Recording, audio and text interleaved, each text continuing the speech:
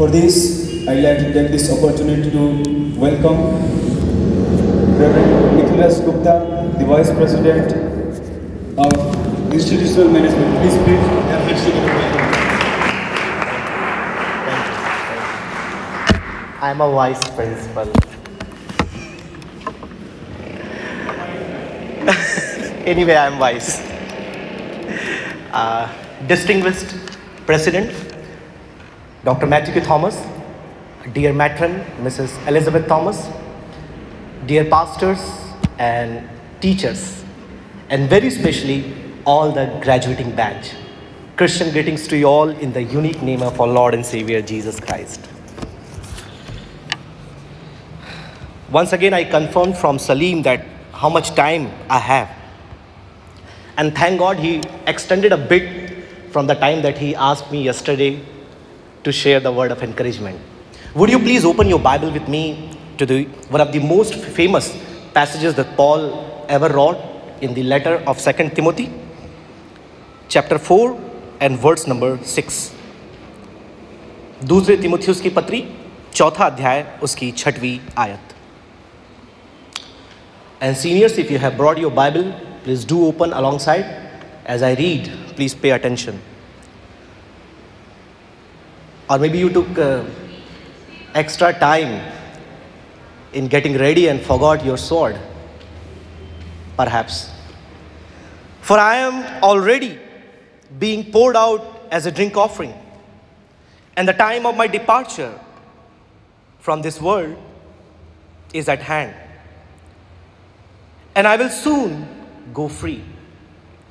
I have fought the good and worthy and noble fight.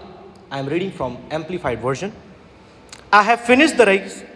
I have kept my faith, firmly guarding the gospel against errors.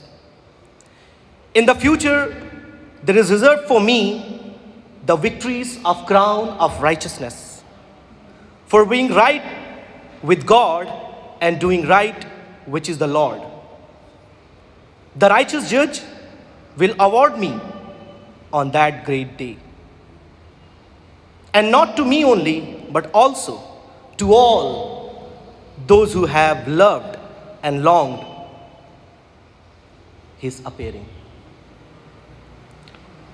The passage we read, this was often quoted by people whenever there is a farewell.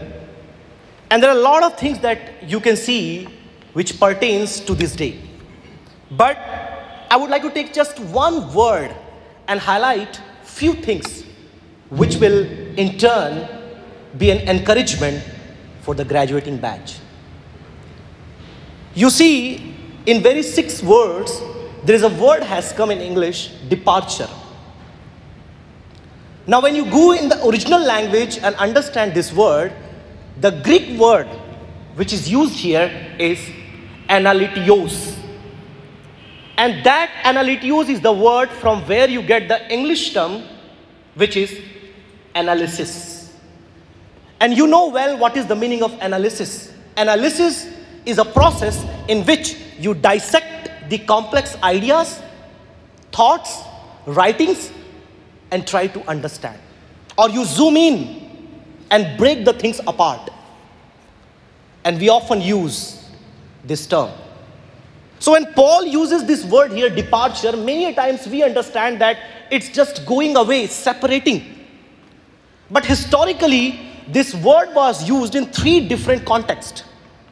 And I must tell the context in order for me to express what I want to share with the departing batch in this morning.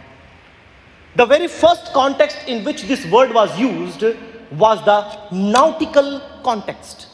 Now this word may be very new for you because this word is used in the field of navy, harbor, ships, and the sailing.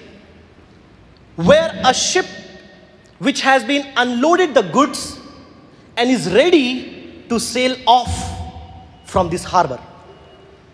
And when it goes and gradually reaches the horizon and then disappears. So people use the word, it is analytios. Then the second context in which this word was used was the military context, or it was a military term, where in olden days when there is a group of soldiers who has encamped in a place, stayed there for a while, and now they have to move to the other place and they have to move off. And then the commander will say, analitios, means break your tent, strike your tent and pack up and let's go to the other place. And the third context, which is very important, in which this word was used, was the farming context, or context of a farming, where if a bull is being used for plowing, and then there is a yoke on the back of this bull, or for that sometimes people even use the cow in a context, and then when the whole day that bull or that animal has plowed, had done the hard work, now evening has arrived, and this is the time that farmer will say, analitios, let's move that heavy laden or yoke from this bull or animal and let them go free. Now many a times, being a graduates or about to be graduates of this college, you may think that my race is over, just as Paul is saying. Sometimes you may think that I have done my course and I have finished my race and it's my time for departure. But always remember, when you see a ship going off the shore, closing its appearance at the horizon for the people on this side, remember, it is still moving and appearing to people on the other side. Your assignment of unloading the cargo may be over for this end, but remember that God has an assignment for you which will be carried forward to the other side of the shore. When you look at that, you have done your labor, you have fought your fight as a soldier of an army to this camp or to this surrounding. Remember, when you take up your tent, strike your tent and move forward, there is another battle standing for you to fight against. God has a special assignment for you against the principalities and the powers of darkness with whom you have to fight. You may have done the fight of your academics, but your spiritual battle is beginning now. And then when you look at the context of farming, that's very important, because these studies are thought to be very wearisome. These studies are thought to be very heavy and very cerebral and very tough for some of these students. And I know many of you want to depart from this context and go away from the load of this academics. And some of you really did perform good, but others not. But remember, your studies, your load of learning the word of God does not end here. It will continue until you meet the Lord. Or as that load heavy laden is removed from the back of this bull, make sure tomorrow again in the morning that bull has to come and plow the ground again. So this departure as you have now, as Paul says, is not the end. Is not the culmination of your work, your ministry, your task, your studies, your assignments. It's just an end of a new beginning. And as you move out, because second year juniors had requested me to encourage you, may I encourage you, my dear brothers and sisters, that God is with you. When you take up the assignment of sailing off to another shore and unloading your cargo of the gospel, God is with you. The time is tough. And our president always talks about the situation that we are living in. It's really difficult and sometimes intimidating. But may I encourage you that the power of God in the form of Holy Spirit is living inside of you. That God will help you and Holy Spirit will encourage you. Any word that I can speak here and encourage you, more than that, Holy Spirit is with you. When you go off and stand against the battles and the army of the power of darkness, the angels are with you. God's promises are with you. God's power is with you. In your weakness, in your feebleness, God is always with you. If you are afraid to start your ministry, seek the face of God. Ask His mercy, ask His favor, ask His power.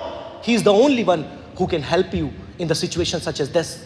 When you see the economic instability, you see political disturbance, you see a social injustice, sometimes there is a question mark that comes to our head, that what will happen with me? Am I the right person to start the ministry? Am I capable enough? Am I qualified enough? Am I strengthened enough to start the work of the Lord? But may I encourage you, as Paul gives the final word, he says that not only me, okay, not only me, but everyone who followed his steps and loved his appearing. So may the good Lord help all of you as you close your studies and your work here and move out to start your ministry. There is a moment of challenge before all of you, but it's my prayer and prayer of our president and matron and all our teachers and pastors that it's only God who will help you as you depart, not depart, just depart, but start a new beginning. May the good Lord bless all of you. Thank you.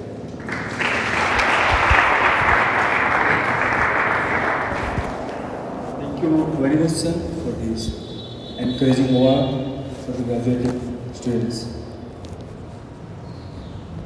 So time has come to